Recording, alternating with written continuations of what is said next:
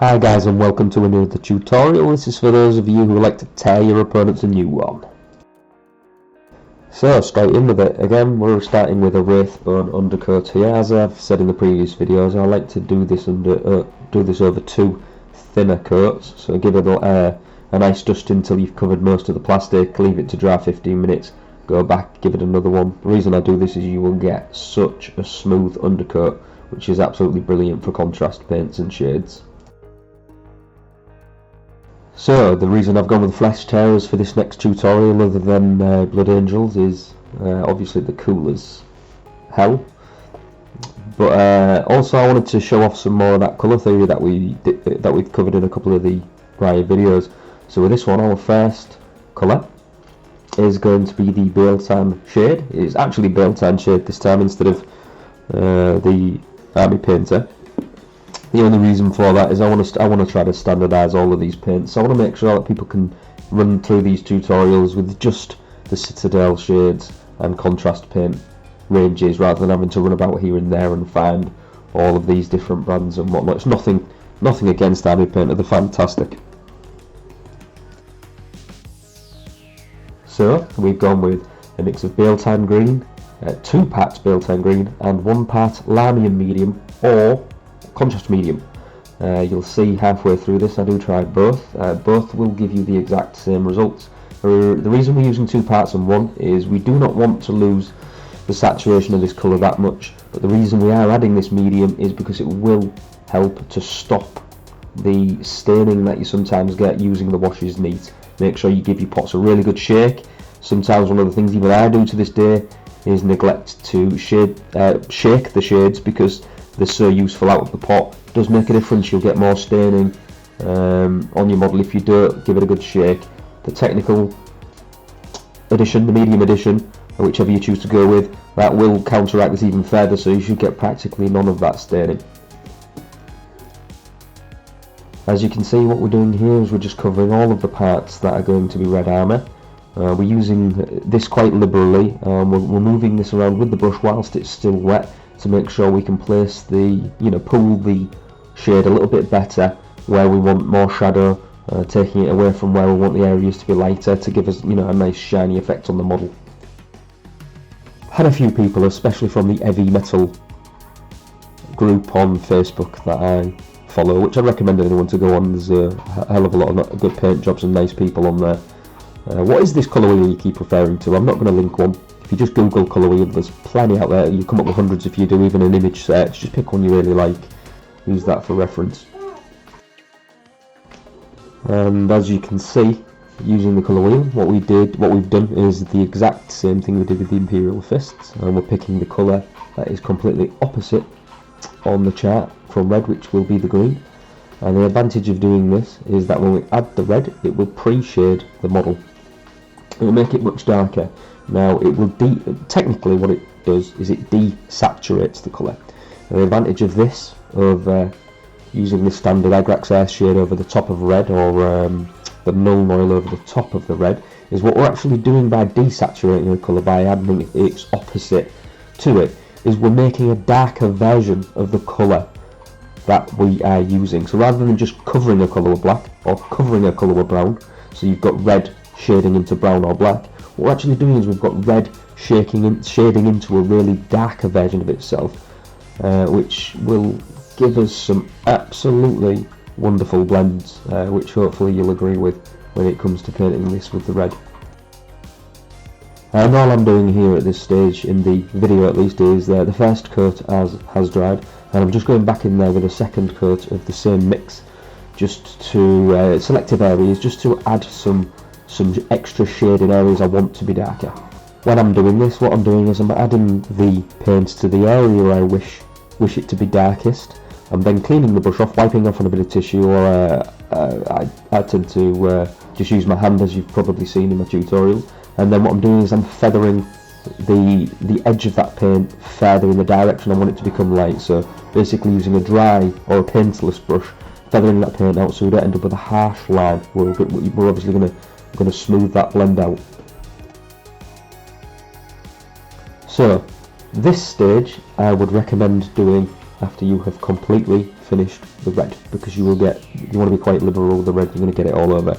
The reason I chose to do this, the black or the very dark grey, is because I like to do a little thing on the heavy metal group of guess the chapter or guess the legion. So the shoulder pads and the helmet were a big clue for that. But yeah, do this bit after you've completed the red. Just come back to this section.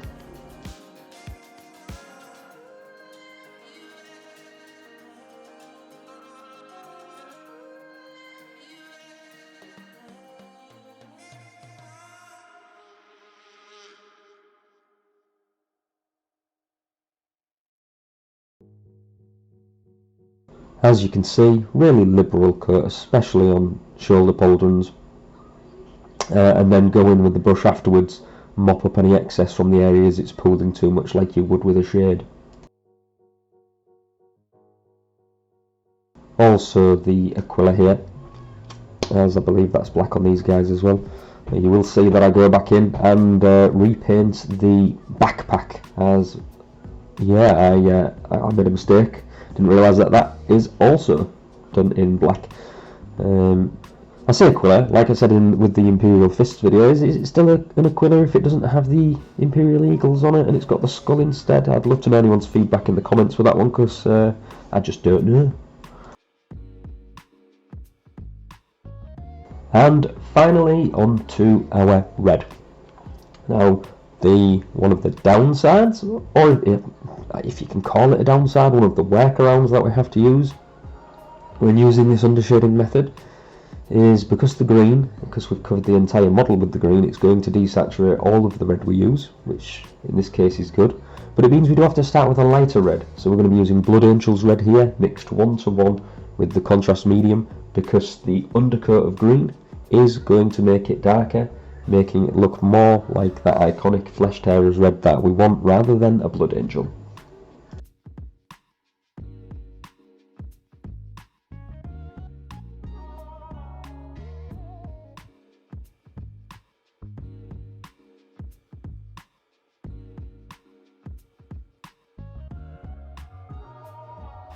And as you can see already, the shades that we get here in the areas what we darkened with the green look absolutely beautiful, or at least in my opinion they do.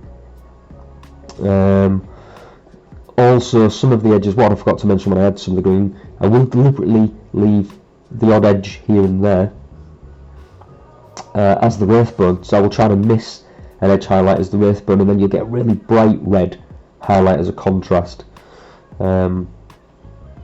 which just adds to the overall effect. But yeah, I think this colour is absolutely delicious. I'd use this on Blood Angels because I love the old artwork Blood Angels where they were really dark anyway. As you can see on this little part I'm doing right now, where the green was darker, and under his elbow here where the green was darkest, you get an absolutely gorgeous highlight from doing that.